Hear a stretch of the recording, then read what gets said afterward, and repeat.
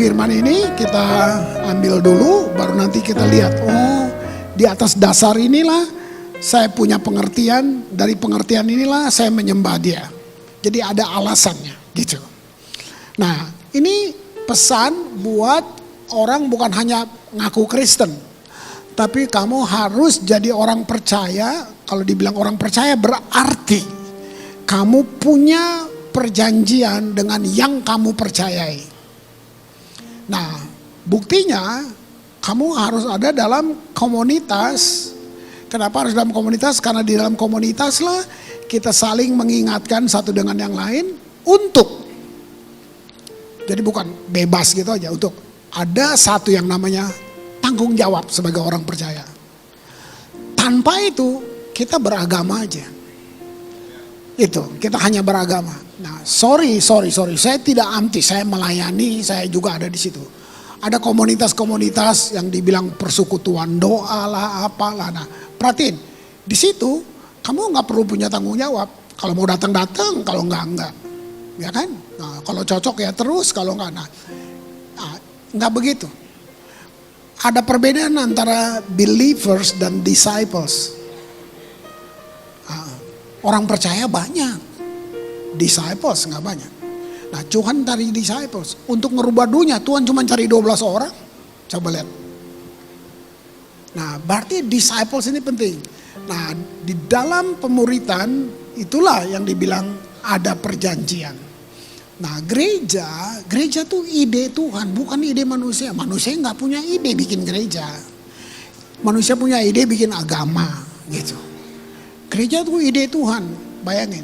Gereja disebut. Ini kata pilihan yang paling hebat. Gereja disebut mempelai, kiranya.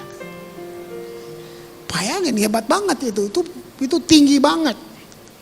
Kalau saya mau jabarin dia, berarti gini, puncak peradaban manusia bukan kita pindah ke planet lain.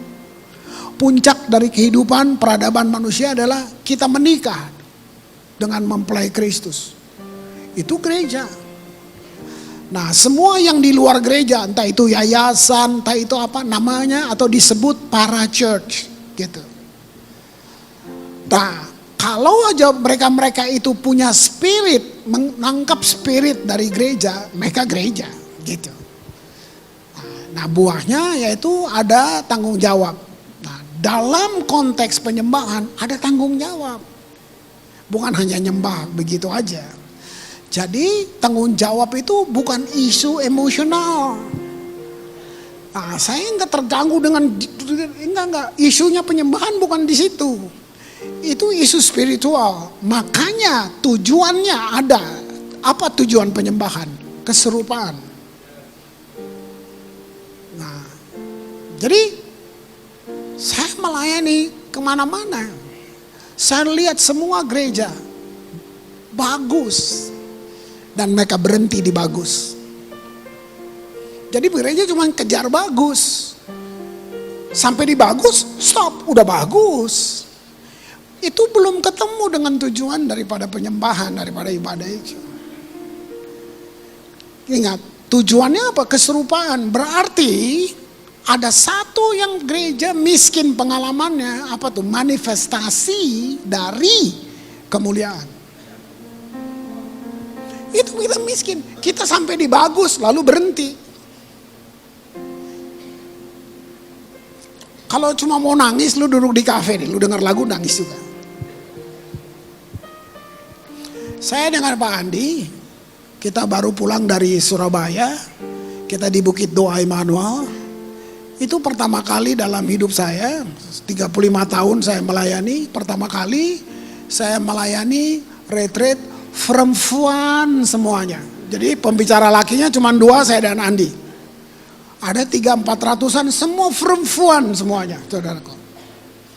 Tapi ya oke, saya pembicara dengan Andi, tapi saya duduk 2 hari menonton satu yang buat saya wow, mahal banget. Saya nonton, gila. Nggak ada dalam persiapan saya, tapi saya teringat itu aja. Perempuan itu nggak bercanda. Kalau saja semua perempuan bisa ngerti peran dia, kembali ke firman, jangan ikut filsafat tambal sulam, mau setinggi apa sekolah lo. Tapi kalau kamu tahu, kenapa kamu perempuan? Kenapa Tuhan bikin perempuan? Kalau cuma lihat Alkitab, yang rubah bangsa itu perempuan. Keren banget. Lihat, waktu Tuhan bikin seluruh bima sakti alam semesta ini, dia ngomong. Habis itu kitab Kejadian bilang gini, dia bilang gini, bagus. Keren kan? Terus dia bikin laki-laki, Adam. Habis dia bikin Adam, dia bilang apa? Nggak bagus kalau dia sendiri. Lihat, wow. Udah ajaib gitu tuh Adam tuh, segambar Allah kan, segambar Allah. Tapi dia bilang gini, gak bagus dia sendiri. Yang ngomong dia loh. Mari saya buat penolong buat dia. Dengar nih. Adam dibuat dari pasir, dari tanah. Hawa dibuat dari kehidupan. Tuhan gak ambil tanah yang lain terus bentuk Hawa. No. Dia ambil dari kehidupan. Artinya, sehebat laki-laki kayak apapun, dia nggak bisa menyatakan, mengungkapkan, mewujudkan semua yang Tuhan mau 100% nggak bisa. Sebab Tuhannya yang udah bilang, nggak bagus dia sendiri. Begitu ada perempuan, lu bisa kasih lihat hebatnya Tuhan. Nah itu dia. Nah dari awal iblis udah tahu ini. Dan itu yang dia hancurin. Di retreat itu saya cuma bilang seandainya, kenapa gereja dibilang perempuan? Seandainya para wanita ngerti ini, jungkir balik kehidupan ini. Jungkir balik. Nah, ini artinya yang saya mau bangun ini, saya ambil isu ini yang saya dengar dengan Andi di sana, saya mau ambil isu ini sebagai, oh ya, tanggung jawab. Ada satu dari orang Kristen dapat keselamatan gratis, jaminan gratis, semuanya gratis. Tapi begini, dari pihak kita apa? Tanggung jawab dong. Lu dikasih mobil sama papa, dikasih rumah sama papa, tanggung jawab dong, bersihin tuh rumah, rawat rumahnya. Ya kan, isi bensin, beli servis tuh mobil. Nah itu maksudnya. Sesederhana itu. Nah, dalam kata perjanjian, ini untuk gereja, ya.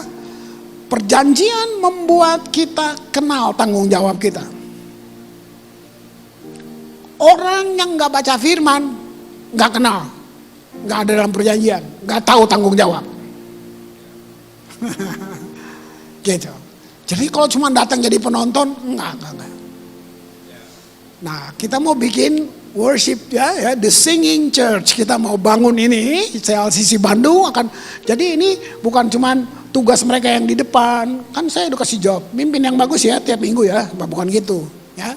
Itu namanya acara, bukan ibadah. Oke? Nah, itu. Nah, jadi tiap bangku mesti ngerti supaya seorang worship leader nggak suruh-suruh, kamu bertanggung jawab harus nyembah. Ada tanggung jawab kamu sebagai orang percaya. Lu ditebus mahal. Lu mesti tahu. Wow. Bukan ketakutan. Nah, sebab itu dasar-dasar teologi perlu kita bagi dulu di sini. Nah, jadi ini cara terbaik untuk kita ngerti tanggung jawab adalah hidup dalam perjanjian. Kalau kamu masuk dalam perjanjian, komitmen akan mudah. Komitmen akan mudah. Kita baca dulu. Mazmur 111 mulai ayat 6 sampai 8. Kekuatan perbuatannya diberitakannya kepada umatnya. Nah ini kata umatnya berarti bukan semua orang. Mau jadi umat, kamu mesti punya perjanjian. Kamu mesti masuk. Mesti ada tanggung jawab kamu. Nanti kekuatan Tuhan, bukan kekuatan kamu. Di retreat itu benar-benar nggak masuk akal. Jadi saya sama Andi duduk di belakang, nggak masuk akal untuk lihat kehidupan yang udah babak belur, berantakan, yang memang nggak masuk akal. Nggak bisa. Bagaimana bisa pulih? Bisa tuh. Gak masuk akal banget, gak masuk akal banget. Waduh, bahkan ya, sorry, gereja, sekolah teologi menghakimi, kamu terkutuk. Jadi orang ini sakit, gara-gara sakit dihakimi gini, itu gara-gara pernikahan lu salah, itu kutuk. Bayangin, gereja yang bilang gitu, sekolah teologi yang bilang gitu. Saya denger, bilang, wow, berani banget ya, atas nama organisasi, atas nama kekudusan kita main hukum-hukum orang aja. Tuhan enggak tuh. Mereka kayak tanda ajaib, saya dengar dia ngomong, saya bagaimana. Saya duduk dengan dia sebelahan sampai saya lihatin tuh, wow, luar biasa ini orang. Gitu tuh. Ya, ini saya cerita dikit aja. Ini yang perempuan menikah, pindah ke Singapura. Lahir anaknya cacat. Begitu anaknya cacat, suaminya tinggalin. Nah lu lihat. Kelabakan, dia cari suaminya, udah punya cewek lagi. Dia balik. Mau kerja, bahasa Inggrisnya pas-pasan, nggak bisa, dia bahkan bilang saya nggak bisa bahasa Inggris. Di Singapura. Kerja mulai jadi satpam. Itu udah ketemu Tuhan tuh. Waktu dia gitu. Jadi satpam. Coba. Wow. Enggak balik tangan gini terus tiba-tiba lu lihat semua. Enggak. Di situ saya lihat Tuhan tuh gila. Terus sampai akhirnya naik. Terus kawin. Ketemu cowok. Dia bilang ini, gangster di Singapura. Nah bayangin, yang milih dia katakanlah kamu yang pilih, kamu yang semua, nggak gitu. Tapi udah sekolah Alkitab berdua. Lulus, master. Tapi kepala sekolah bilang gini, sekolah teologi nih, kamu nggak bisa pelayanan. Karena pernikahan lu salah, oke? Kamu nggak bisa naik mimbar, even worship leaders nggak bisa. Oh kalau mau juga ya Sunday school.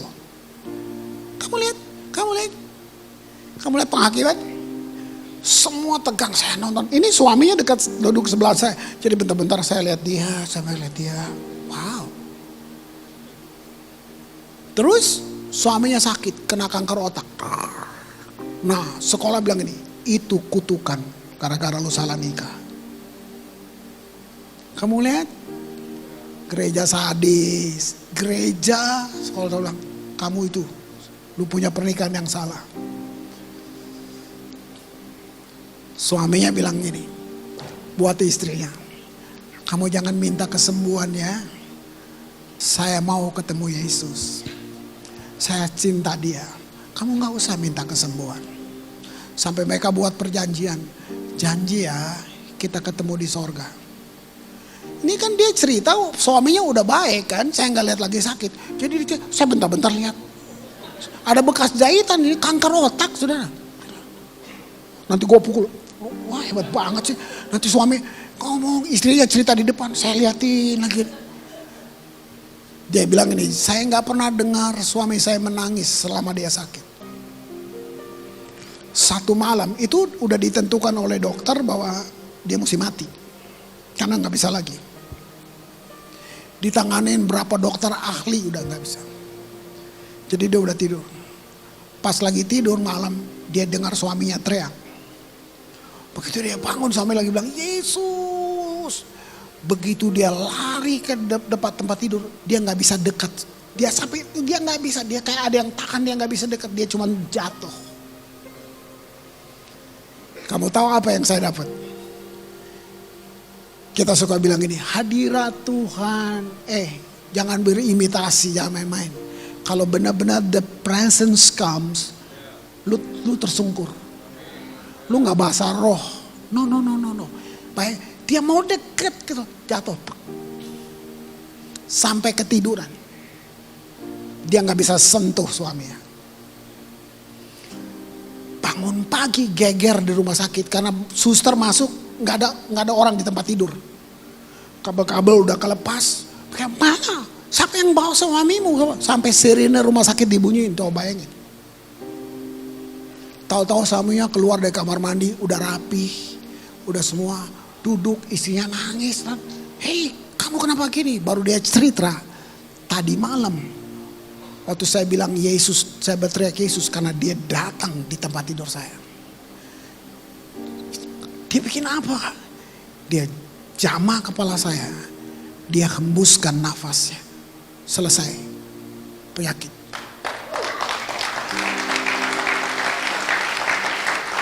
Ini yang saya dapat sesuatu. Ini dibilang manifestasi kemuliaan. Nah, kita terlalu imitasi, tergoda mau lihat.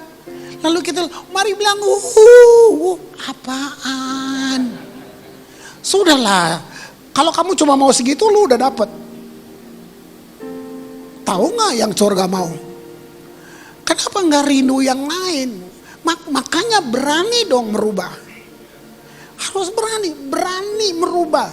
Sampai gini, nggak rasa, perasaannya jangan jadi alat ukur.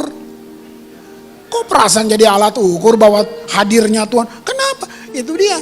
Nah, saya ngerti lah, seniman tuh kan emosi yang paling di depan. Jadi kita mau yang makanya isu penyembahan bukan isu emosional. Itu isu rohani. Jadi kita nggak bisa, kita cuma perlu gini. Api yang turun di mezbah bukan kamu yang bawa api, bos. Baca Alkitab dong makanya. Yang kamu perlu adalah taruh kurban. Api turun sebagai tanda kurbannya benar. Nah, jadi yang kamu tanggung jawab kita apa? Benar. Kenapa kita yang mau bawa api sih? Ini cacatnya di sini. Kamu nggak bisa bawa api. Api turun sebagai respon sorga. Dombanya ditaruh, waktu dombanya berkenan tanpa cacat, itu kan maksudnya. Domba ditaruh di atas mezbah, imam cuma tunggu api yang turun. Nggak ada. Siapa yang punya steker tolong pinjam yang habis ngerokok, mari. Nggak bisa gitu. Nah kan. Nah ini. Jadi ini yang kita mau bongkar ya. Ini sepakat dengan Bapak Gembala bahwa mari kita mau bangun fondasi ini. Gitu. CLCC Bandung bukan cuman ngomong kosong, bukan. Ya, enggak euforia, enggak. Jadi ini bukan tempat kita tebar pesona di sini. Kamu kan sudah pindah gereja banyak kan? Kan kamu bukan gereja pertama kamu kan? Pasti lu Bapak Ibu maha hadir di seluruh kebaktian di Bandung ini kan? Sakit hati, ya kan, jantung bengkok, apa semua akhirnya pindah ke sini, oke? Nah, yuk kita mulai yang bagus yuk. Kita mulai yang benar yuk. Yuk mari sepakat, mari sepakat bahwa kita mau bangun mezbah di sini. Kita mau lihat waktu kita buat sesuatu, sorga bereaksi. Berespon gitu terhadap apa yang kamu buat. Ini yang saya sebut manifestasi. Kekuatan perbuatannya diberitakan kepada umatnya. Umatnya bukan manusia semua. Umatnya kepada kamu yang mau punya perjanjian. Dengan memberikan kepada mereka, lihat, milik pusaka bangsa-bangsa. Ini porsi Tuhan kalau ngasih. Nah gitu. Porsi kamu dan saya nggak tahu kamu ngasih apa. Kalau porsi Tuhan ngasih, dompet lu pecah, kalkulator lu jebol. Milik pusaka bangsa-bangsa. Itu Tuhan, itu porsinya dia. Tuh. Makanya kalau doa persembahan jangan bilang kami beri yang terbaik, bohong. Lu kasih yang terbaik, coba. Oke. Apa? Paling rendah apa? Supir berapa gajinya? Kalau kamu kasih 3 juta, dia kasih 3 juta gitu. Kamu kasih yang terbaik lu pakai. Lu cuma taruh sedikit di sini. Loh, itu nggak salah. Tuhan nggak marah, Tuhan. Tapi jangan doa bilang kami kasih yang terbaik. Nah, itu lu nipu. Bahkan yang doa nggak ngasih. Nah. Jadi jangan doa-doa gitu. Doa tuh bilang aja kami mau beri persembahan. Udah, jangan cacat, logika lu cacat. Kami beri yang terbaik, bohong banget sih. Gitu. Udah jelas Tuhan gak butuh duit, lu yang butuh duit. Nah, ini bagian dari penyembahan loh. Ini yang saya bilang semua bagian dari penyembahan. Lihat, yang dia kasih apa? Semua harta pusaka bangsa-bangsa. Itu yang dia mau kasih. 7, perbuatan tangannya kebenaran. Artinya ini, Tuhan enggak curang. Tangan lu curang, tangan Tuhan enggak. Keadilan, titahnya teguh. Kalau dia bilang sesuatu, teguh. Enggak ada motivasi lain, enggak ada. Motivasi buat Tuhan untung. Tuhan tuh komplit, Tuhan tuh sumber. Dia nggak cari apa-apa. Dia nggak cari apa-apa. Dia beri untuk kita. Dia sumber. Nah, jadi percaya nih sama ini. 8, kokoh untuk seterusnya dan selamanya. Dilakukan dalam kebenaran dan kejujuran. Jadi jangan takut, nggak ada anak emas buat Tuhan. Tuhan lebih sayang dia dari... Nah ini dia, ini cacat-cacat yang di dalam kita sudah jadi belief system. Bertahun-tahun. Saya harus bertobat karena saya harus mengajar ulang lagi di Ambon. 26 tahun mengembalakan, salahnya banyak, bukan hebat. Saya baru berubah 10 tahun, mungkin 11 tahun ini. Gitu loh. Jadi bukan karena panjang, salahnya panjang.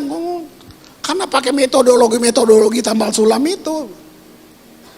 Coba, waktu kecil berdoa, entah mama, entah guru sekolah minggu, semua pokoknya kalau doa, ayo, berdoa, tutup mata ya, nanti Tuhan marah. Dari mana lo bilang itu? Enak aja lo. Mana ayatnya? Kalau nggak tutup mata Tuhan marah.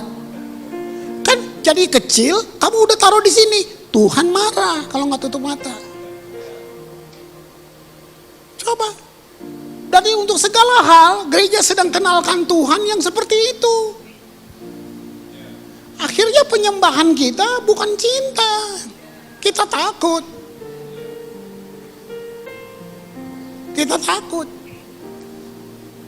Nah, ada 4 hal dalam perjanjian. Pertama, saudara mesti jadi komunitas. Atau jemaat. Komunitas itu maksudnya bukan kartu anggotanya loh. Bukan. Itu roh saudara, ya. Nah, apa ini? Wah, ini keren saudara. Kalau kamu tahu ini, aduh keren banget. Apa itu? Tuhan melakukan perkara besar di dalam, kan kata umatnya tuh jemaat ya, umatnya. Jadi bukan semua manusia. Tuhan akan kasih apa itu? Tuhan pindahkan kuasa semua perkara-perkara besar ke dalam mulut orang percaya. Roma 10 ayat 8 dan 9. Tetapi apakah katanya ini? Firman itu dekat kepadamu, loh, bukan kepada Bapak Pendeta, ya. Bilang kepadamu, yakni di dalam mulutmu, di dalam hatimu. Bayangin. Loh, kalau saya bilang firman, bukan huruf-huruf mati ini. Yohanes bilang gitu, firman itu menjadi daging. Diam di mulut kamu. Pikirin ini. Speak words untuk pekerjaanmu, untuk anak-anakmu, untuk pasanganmu, di meja kerjamu, di proyek-proyekmu. Kenapa lu panggil pendeta doa? Lu bergantung sama hamba Tuhan. Lalu lu hamba siapa? Kenapa nggak kamu perkatakan firman? Ini yang saya maksud. Kamu lihat tuh, kalau kamu masuk dalam perjanjian dengan Tuhan, semua kebesaran, kekayaan ditaruh di dalam mulutmu.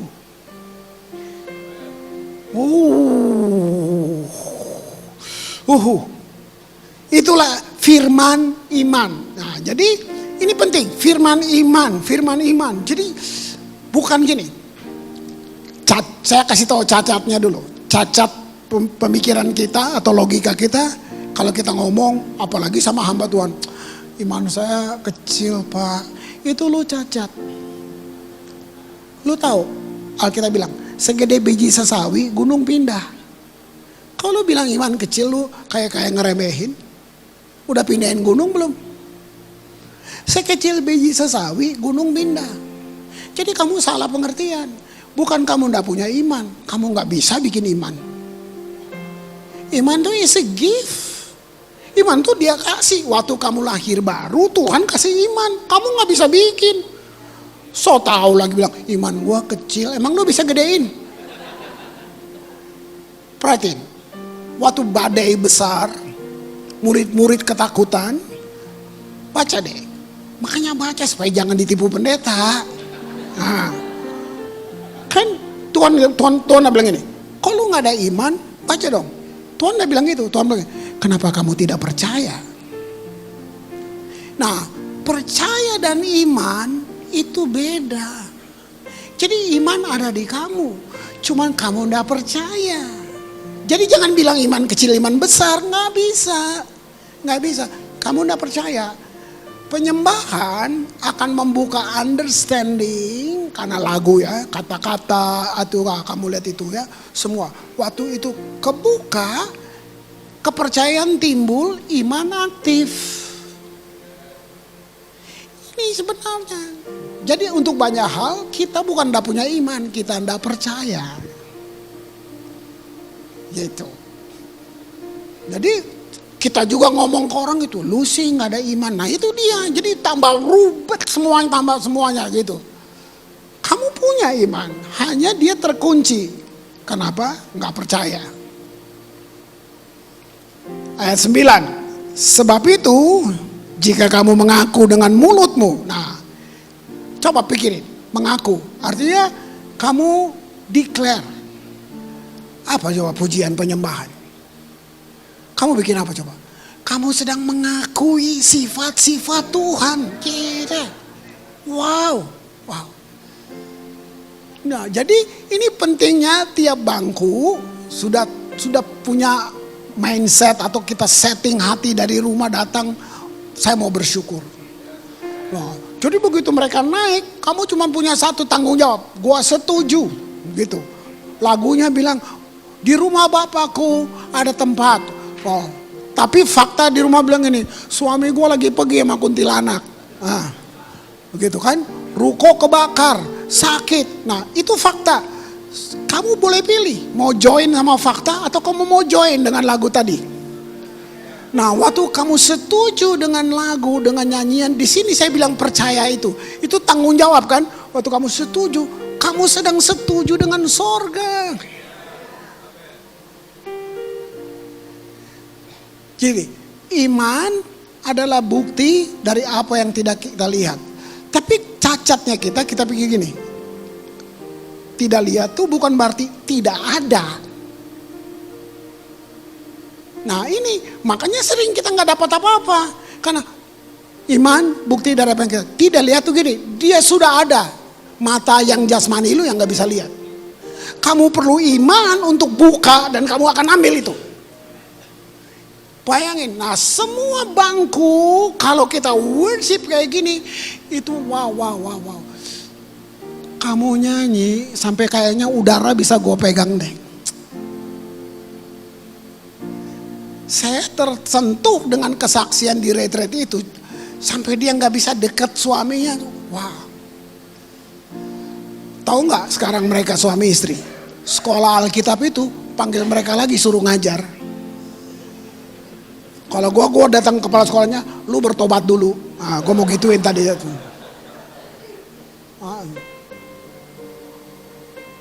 Wow. 2. Tadi jemaat Tuhan kuasa atau perkara-perkara besar itu diberikan dalam mulut kita, dalam jemaat. Yang kedua, Tuhan menyatakan karakter dia kepada kita, jemaat sekali lagi. Bukan yang liar-liar gitu, no. Nah, yang ketiga, ini kalau saya bilang kebaikan ya, standarnya bukan saya, bukan saudara, bukan bos, bukan siapa. Standarnya kebaikan dia. Tadi lagi nyanyian tadi, itu kan anak hilang. Waktu dia tahu mesti makan ampas babi, terus dia ingat bapaknya. Gila di rumah bapak gue enak banget ya. Gue pulang deh. Lukas bilang waktu dia pulang, bapaknya nggak bilang gini, siapa suruh lu pergi? Hah? Cuci garasi dulu. Itu bapak di dunia yang kayak gitu. Tahu nggak dia pulang? Masih kotor, Red. bikin pesta. Potong lembu, kasih cucup, aduh, saya kalau Tuhan. Makanya baca baik-baik, itu bukan kejadian sungguh loh itu cerita itu. Artinya gini, di Israel belum pernah ada bapak bikin anaknya kayak gitu. Makanya itu dibilang perumpamaan anak hilang, prodigal son. Jadi Yesus sedang cerita, bapak gue di sorga gak sama lo. Nih gue mau cerita, ada anak hilang gini. Nah, dia lagi cerita tentang bapaknya. Keren saudara. Itu Tuhan yang kamu sembah. Lu gak nyesal nyembah dia? Enggak. Mazmur 111 ayat 5, lihat. Ayat 5. Diberikannya, lihat, rejeki. Wah, suka dengar kata ini ya. Diberikannya rejeki kepada orang yang takut akan dia. Nah, sayang bahasa Indonesia sebut takut. Tapi kata yang tepat sebenarnya diterjemahkan gini, awesome village. Orang yang takut memang bisa lah, tapi bukan takut kayak takut tuyul, genderuwo gitu ya. Tapi gini, kekaguman yang dewasa. Itu, gitu. Saya kayak awesome tuh gini. Wow, ini cuma Tuhan yang bisa bikin gini. Wow, ini gak ada yang lain. Nah, kayak cerita tadi, udah mesti mati. Tuhan datang hembuskan nafas di kepalanya, dia hidup sampai wow, ini cuma Tuhan, nggak ada dokter yang bisa gini. Nah kamu lihat itu kagum, diberikannya rezeki kepada orang yang takut akan dia. Terus lihat ini, ia ingat untuk selama-lamanya. Artinya Tuhan udah kontrak dengan kamu. Mau lu gagal lagi, mau lu gagal, dia ndak ikat kontrak selama-lamanya. Apa yang dia ingat? Perjanjian. Waduh, keren banget. Ngerti ini, gak usah disuruh, saya berdiri deh. Nah, karena ini kalian keluarga, jadi waktu worship team naik, begitu lagu naik, bukan, jangan gini, jangan diatur. Saya sudah rubah 10 tahun. Semua yang harus saya hapus. Karena apa saja yang harus, bobotnya turun. Harus doa, harus gini, enggak. Nah, jadi itu kan kamu pilih. Jadi sama kerja sama, jadi mereka nggak perlu suruh-suruh. Kamu berdiri, kamu angkat tangan sendiri, kamu semuanya itu keren banget. Kamu berekspresi sendiri. Lirik itu cuma 30% pengaruhnya buat kita. Saya sampai uji lagi, saya sampai ke anak-anak sekolah musik yang kuliah musik, saya ngobrol dengan mereka tentang komposisi, tentang semua, sampai itu cuman pengaruh dalam jiwa 30%. Ekspresi itu gini, kamu lihat orang ekspresi, bahasanya lu nggak ngerti. Misalnya orang India menyembah, ya, kalau orang Chinese, orang mana nyembah, kamu nggak ngerti. Tapi kenapa kamu bisa? Dari ekspresi.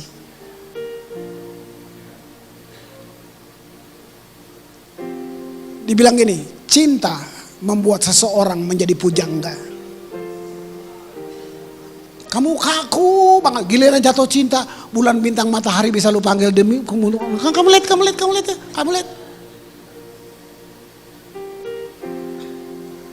Wow, lihat ya. Diberikannya rezeki kepada orang yang tahu akan dia, ia ingat untuk selama-lamanya perjanjiannya. 4. Tuhan mengirimkan kebebasan kepada umatnya. Ayat 9. Dikirimnya kebebasan. Ini yang paling keren, yang terindah dalam seluruh hidup manusia, yang namanya kebebasan, free will. Wow, kalau kamu lihat. Ini paling terindah. Kalau tanpa ada kebebasan, kamu mesin. Kamu robot. Makanya harus itu.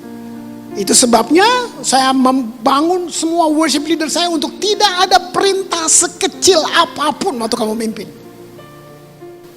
Mau lu dengar siapa kek, saya kembali ke Alkitab. Saya nggak mau tiru yang lain-lain. Kalau udah ngomong Tuhan, udah egois deh gua. Sebab itu hal yang paling penting buat saya. Gitu. Kalau ngomong teknologi gue minder sama lo, gue di Ambon. Tapi kalau ngomong Tuhan, 1 senti gue gak mundur dari lo. Kamu lihat itu. Ini paling penting. Jadi saya nggak mengajar bentuk di sini. Justru jangan niru bentuk. Jangan ambil bentuk-bentuk dari luar. Bandung beda, makanannya beda, bahasanya beda. Kok lo mesti sama orang Padang sih? Kok mesti sama-sama orang Ambon? Sengaja Tuhan buat kita beda. Kenapa kita mesti bikin sama? Nah, ini yang penting. Jadi esensi yang saya mau bicara, saya nggak bicara bentuk. Oke? Jadi perintah itu enggak. Karena ada kebebasan. Kamu bebas. Kebebasan tuh hal paling indah. Kalau nggak ada kebebasan. Kamu lihat. Sekarang gini, kamu jatuh. Kamu bikin dosa. Kenapa lu mau balik lagi ke Tuhan? Kehendak bebas. Roh Kudus bisa bilang apa aja buat kamu. Tapi kamu bisa nggak mau kan? Risiko terbesar waktu Tuhan ciptakan manusia. Dia taruh free will di dalam kita. Artinya, nih risikonya. Ciptaan bebas menolak penciptanya. Tuhan siap untuk itu. Kamu tahu nggak? Wow, Tuhan siap. Makanya waktu dia disembah, dia dikasih karena bebas. Nilainya beda sama disuruh, ditakut-takutin. Beda. Nah, ini dasar. Saya sedang bangun dasar supaya semua kita bangun dari atas ini, dari mesbah di atas sampai jemaat, nggak ada topeng. Gak ada topeng. Gitu. Ya, lihat itu. Nah, untuk mengerjakan pekerjaan Bapak gak mudah memang. Saya merubah ini 7 tahun di Ambon. Itu sekali lagi, itu bukan formula, jadi jangan ditiru. Kenapa perlu lama banget sih Om? Ya orang Ambon keras kepala, titik. Jadi kalau bilang beta tahu Pak, oh artinya belum tahu. Nah gitu, jadi saya perlu ulang, nah gitu. Gitu, ya kamu lihat itu. Jadi perlu Roh Kudus. Nah waktu saudara sudah di sini, dengar, level kita sebagai orang percaya bukan cuma ngerti, tapi kita pelaksana pekerjaan Bapa. Iblis gak suka banget, aduh.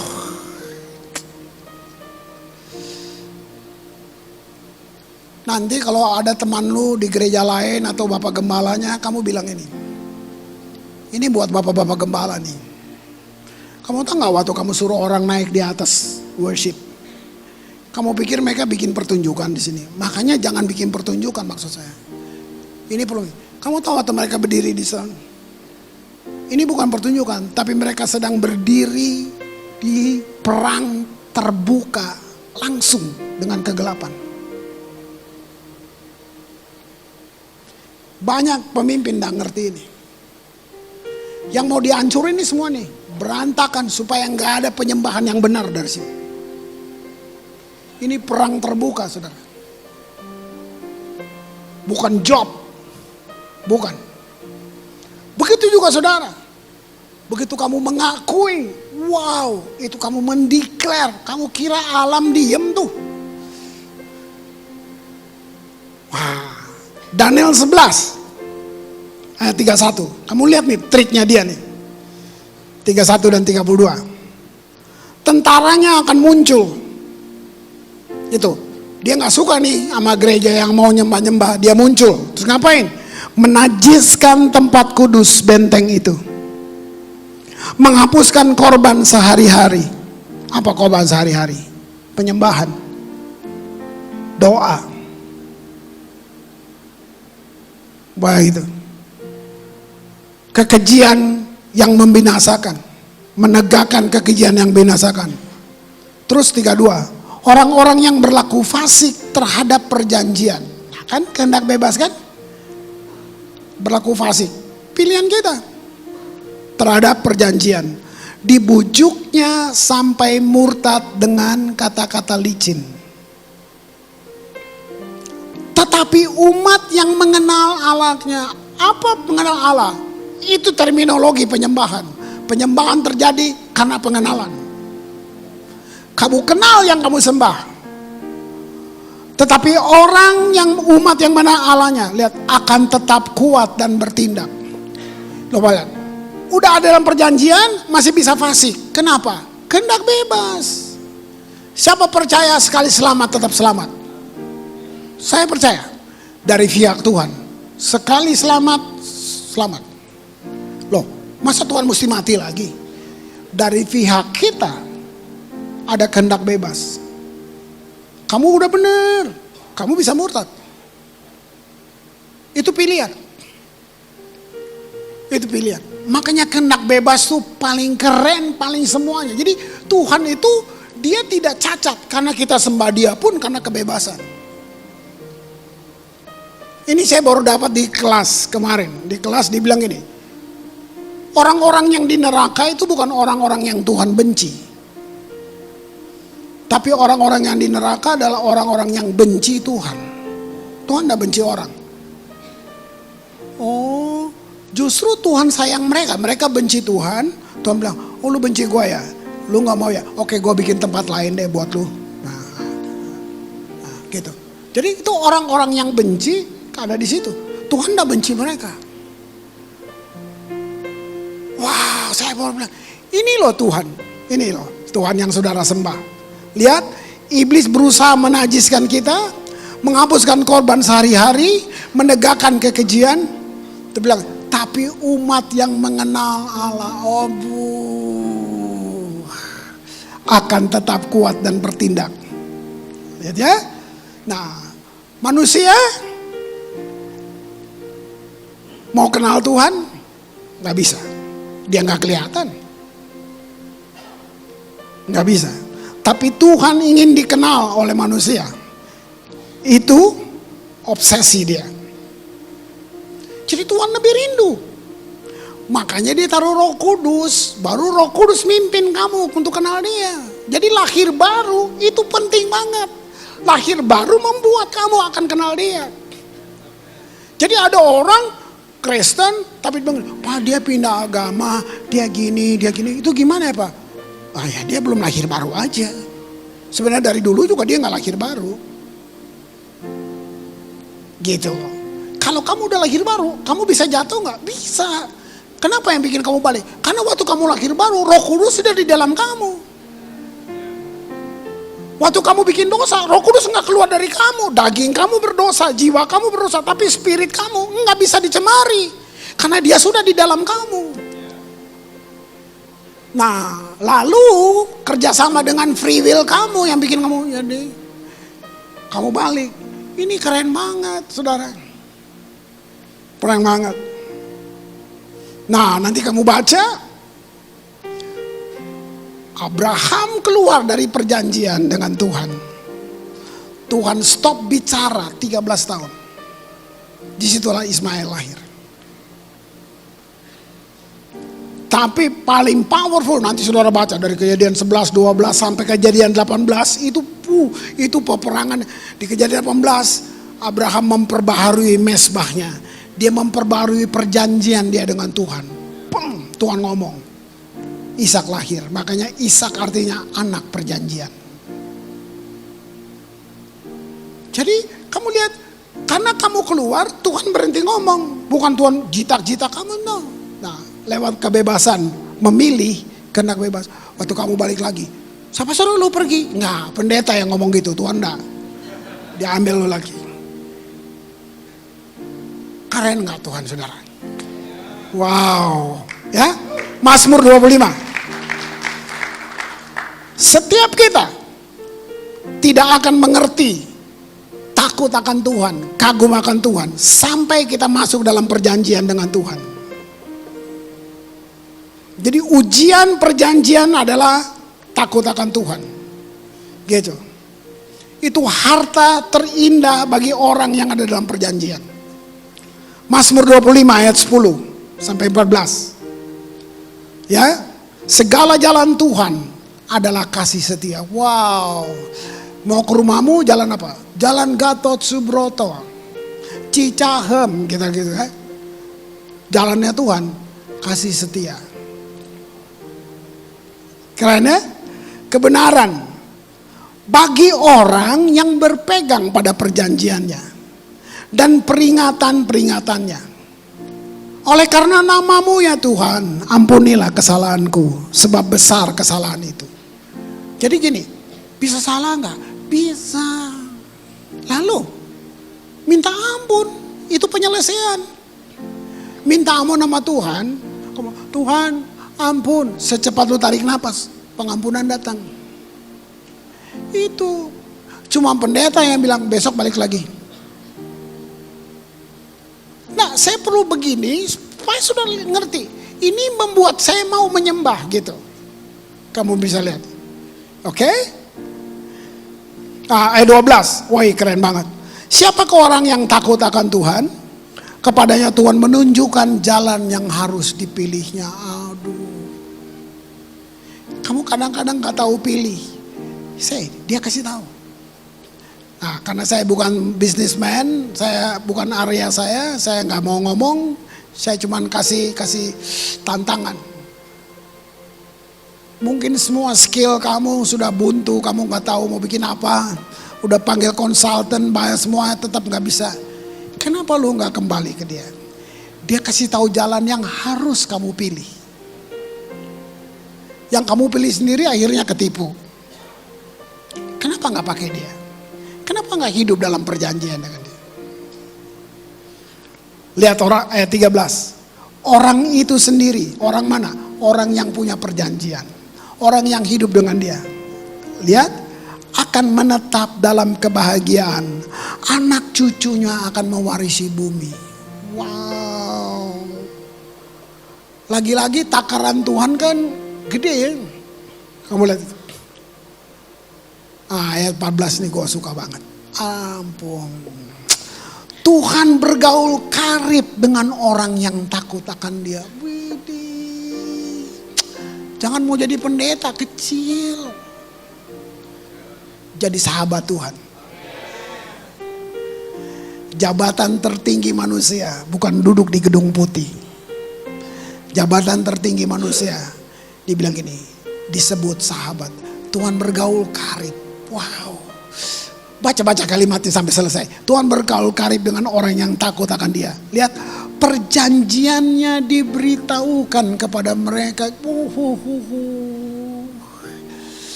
Makanya Daud bilang gini, aku berlari mendahului orang banyak, hendak ke rumah Allahku. Itu bayangin, dia raja. Nah, raja nggak pakai jeans zaman dulu, oke? Kamu tahu raja udah silk, sutra mahal bertatakan permata, jubah panjang. Nah, ini orang lagi jalan ke bait Allah, si Daud lari. Kamu kira dia lari? Dia harus angkat jubahnya di atas lutut supaya bisa lari.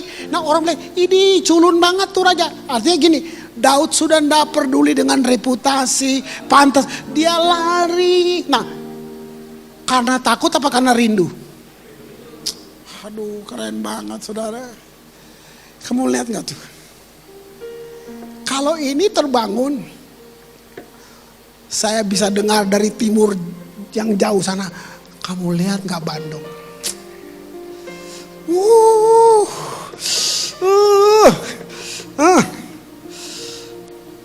2 Korintus 1 ayat 20. Ini materainya. Sebab Kristus adalah ya bagi semua janji Allah. Maha, bayangin. Kristus adalah ya bagi semua janji Allah. Itulah sebabnya oleh dia kita mengatakan amin. Nah, jadi waktu bilang amin bukan kosong gitu, bukan tanpa, enggak. Amin itu begini, demikian sesungguhnya. Gitu. Jadi kalau dengar firman, dengar semua, terus amasya. Ini roh-roh amasya. Ini yang lu gue mesti tengking lo gini. Nah itu. Ya. Yesus adalah ya untuk semua perjanjian.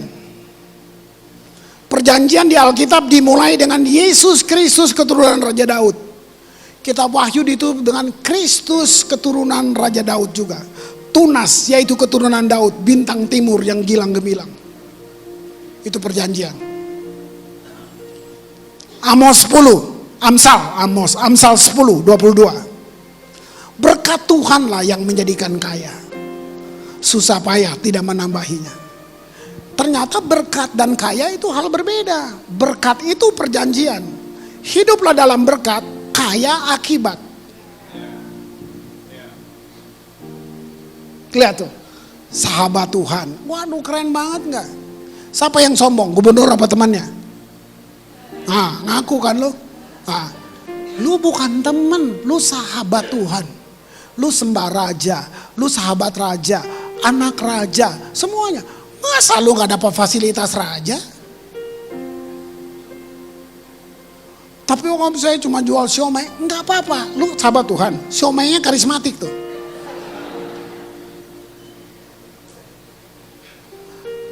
Ayo worship team, naik. Worship team. Yuk kita nyembah lagi. Lihat ini. Ini nggak ada dalam bahasa Indonesia karena dari The Message, Alkitab The Message. Kita lihat Mazmur 34 ayat 7 sampai 9. Kamu lihat ini. Wow. Lihat ya. Mulai ayat 7. God's angel set up a circle of protection around us while we pray. Mungkin berapa lama doamu gak dijawab karena metodologinya salah. Kenapa lu gak berani rubah? Malaikat Allah mendirikan lingkaran perlindungan di sekitar kita sementara kita berdoa. Tadi Bapak Gembala umumkan kalian diajak ikut satu seminar doa anak. Bagus tuh. Waktu saya temukan definisi doa, saya rubah teologi doa saya di Ambon. Saya nggak takut gitu. Salah, robah, buka kelas baru. Kalau nggak robah bertahun-tahun begitu aja nggak ada hasilnya, berarti salah berdoanya. Apa saya dapat tentang doa? Diterjemahkan begini, mencium wajah Tuhan itu doa. Oh, saya pikir bawa list ke Tuhan. Itu gak percaya bahwa Tuhan tahu kebutuhan lu. Lu pikir Tuhan lupa. Gue kasih ingat nih Tuhan, ini listnya nih. Nah gitu kan. Itu sebenarnya, itu kan salah. Nah nanti deh pelajaran doa kita kesini. Tapi kamu lihat berkata ayat 7 itu. Untuk lu berdoa aja, malaikat buat lingkaran, tau gak? Mungkin kamu kira bohong ya. Kalau boleh, kalau kamu mau minta, Tuhan buka mata saya untuk tembus ini. Lihat, kamu akan lihat banyak malaikat di sini. Ayat 8. Open your eyes and see how good God is.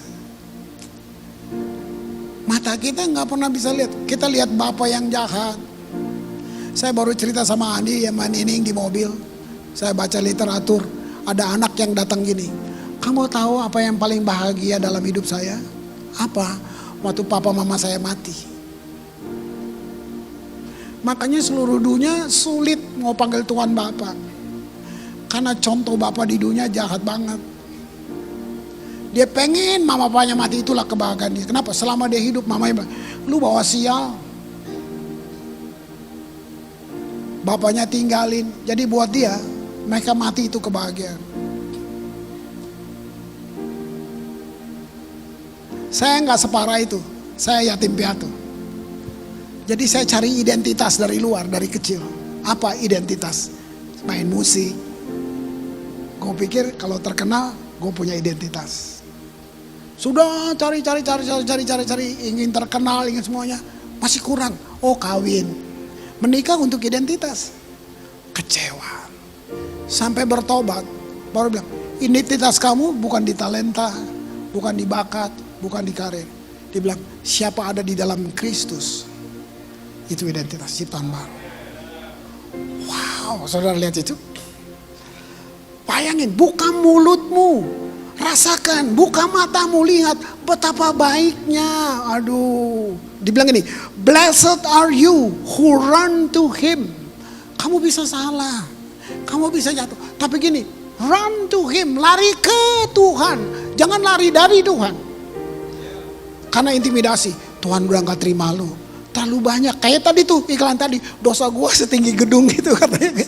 Jadi uang, nah itu intimidasi. Terakhir, worship God if you want the best. Aduh, keren banget ayatnya.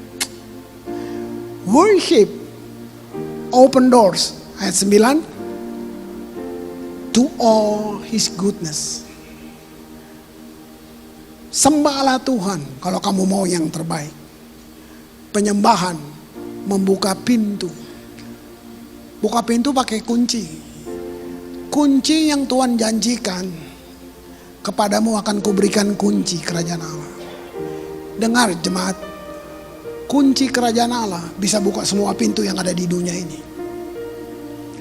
Kunci yang mertua lu kasih di dunia ini nggak bisa buka pintu pagar pun di sorga, nggak bisa. Nggak cocok. Cuman kunci yang dari dia yang bisa buka semua pintu di bawah ini. Kunci artinya kamu punya akses. Keren gak saudaraku? Nah, mereka akan nyanyi. Kamu mulai dari gini, melatihnya gini. Baca kata-katanya. Kalau bilang benar nih, setuju, baru kamu nyanyi. Nah, ekspresikan semuanya. Ini kan keluarga kita di sini, CLCC. Semua, pikirin ini, kuasa di dalam mulutmu.